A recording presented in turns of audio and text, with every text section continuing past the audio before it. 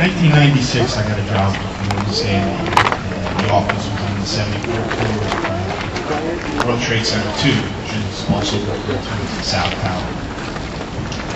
Had the greatest office in the world. Had a window office. You could see everything. Statue of Liberty. At that time, the Yankees started winning all of their World Series. So I could watch every parade go by. But on September 11th, 2001, I was in my office after about 8 o'clock or so, and I was talking to a friend of mine who had the office next to me. And a little bit before 9 o'clock, we heard a low rumble, and the lights flickered. And we heard somebody from the other side of the floor mention that a plane hit World Trade Center. We didn't see it. We didn't think that it was such a large airplane. Thought maybe it was the private jet kind of lost control. But in any event, we decided to start evacuating the staff office. And in the various training that we did, we knew not to take the elevators. We were going to go 2 by 2 down the stairwell. And how I got up to my office every day, I'd take an express elevator up to the 44th floor, and then find a respective elevator to get you up to the 74th. We were coming down the steps and we decided to get out on the 44th floor. It was a big meeting area, just to see what everyone else was doing, what was going on. And we heard over the speakers that the Port Authority security was mentioning that one World Trade Center was being evacuated, and 2 World Trade Center appears to be okay, and we're going to go back up to the office. I don't listen very well, so I decided to get back in the stairwell and keep going. I can understand where they're coming from. I don't think they envision exactly what's happening, and I'm sure they didn't want more people down on the ground than they needed. But like I said, we got back to stairwell, we just continued down. And right when we got back in the stairwell is when the second plane hit our building. It was, the initial jolt was strong. I had to hold on to the railing. And you can feel the building sway back and forth a few times. Just at that point, cell phones weren't working. I kept trying to call my fiance. I'm now married, but she was working across the Hudson River in Jersey City, and she could see everything that was going on. So I couldn't get in touch with her or anybody else in my family. Started getting a little bit smokier the further you went down. And then when we got out, it was on a level that you could look out over the concourse, which was the big area in between the 2 towers. And it looked like a war zone. And we got out, I looked up, and that's when I truly realized that it was a terrorist attack. I looked at both of the holes in the 2 buildings. My friend and I, at that point we got out, we ran north of the blocks, just in case something else were to happen. We know we were far enough away from the buildings. At that point it was, we have to get in touch with family somehow, and we have to figure out a way to get home. Every payphone had a line that was around the corner. So we just kept walking north. We found a payphone with maybe about 10 people in front of us. And, you hear about the stories after 9/11, how everyone kind of came together, and, especially New Yorkers, they had that sense of camaraderie and were helping out where they could. Me and my buddy were talking, and the whole line in front of us just turned and looked at us and said, you guys need the phone a lot more than we do, and let us get up there and use it. So at that point, I reached out to my fiance, let her know, I'm okay, and just now trying to figure out a way to get home, and for her to go and reach out to the rest of my family. I didn't think to tell her that I was a few blocks away from the World Trade Center, because not 2 minutes after hanging up is when the building that I worked in collapsed. So in the years of me telling the story, I always think about, when I'm walking down the steps. At that point, I didn't know, I knew there was a chance I wouldn't be able to get out, but I knew at that point that I was fine. My family never knew that. So before I got in touch with my fiance, they had no idea if I was okay. After the building fell, they, same thing, they were concerned with my safety again.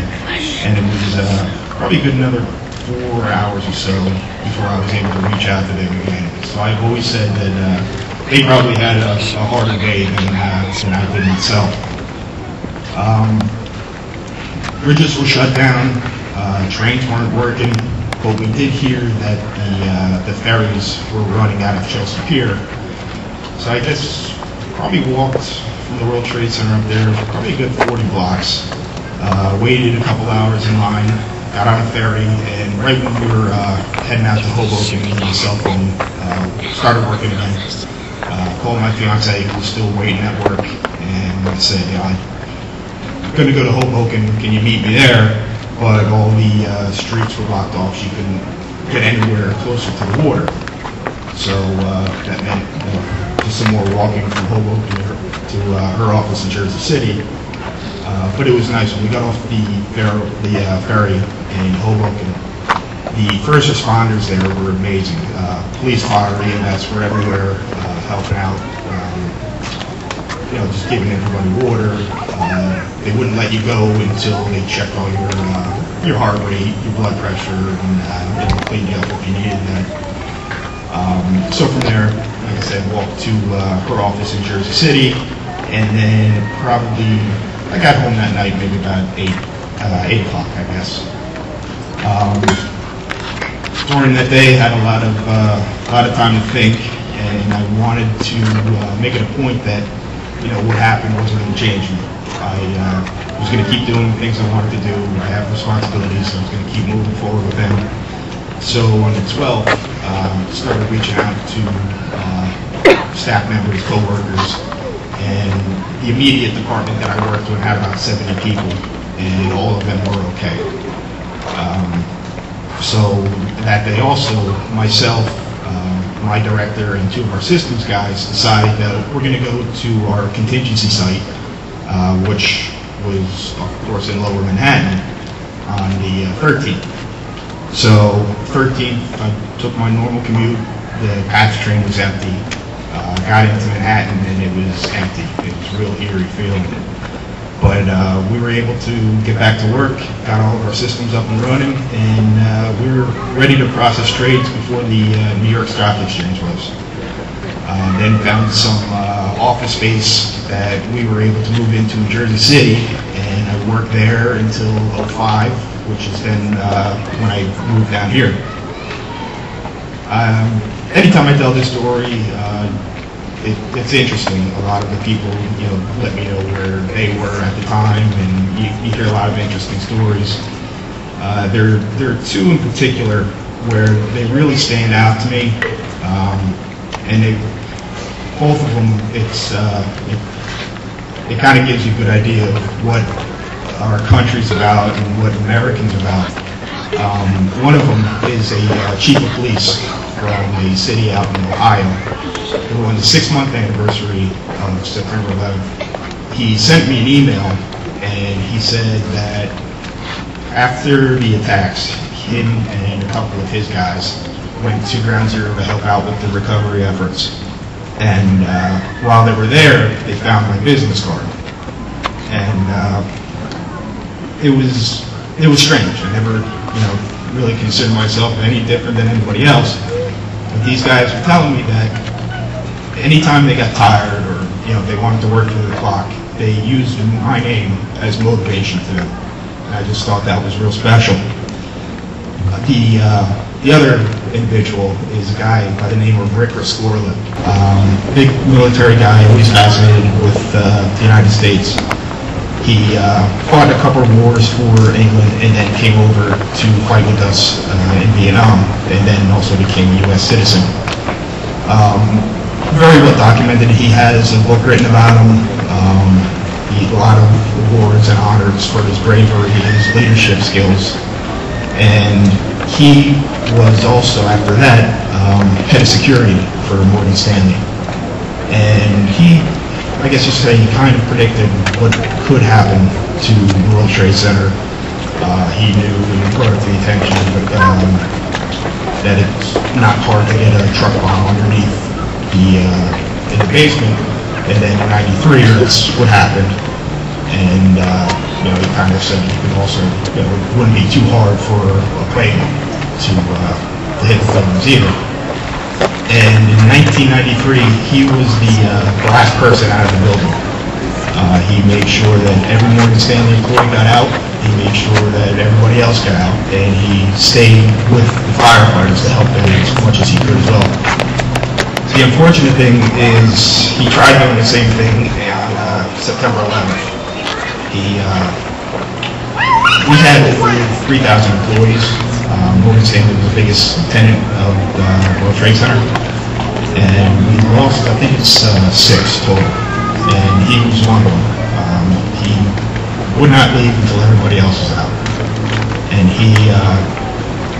something that was very interesting, he was always trying to keep people calm. He had a bullhorn, and as a matter of fact, Port Authority reached out to him and said, keep everybody in the building. And probably can't repeat what he said, but he basically told them no. And he had a bullhorn that he was just keeping everybody calm by singing songs and making sure everyone was moving out in an orderly fashion. And one thing he was saying is that today's the day to be a proud American. And he probably knew that he wasn't getting out that day, but he probably also knew how we as a country would respond to all that. So that's my story. I hope you enjoy the park here, and thank you very much for coming out.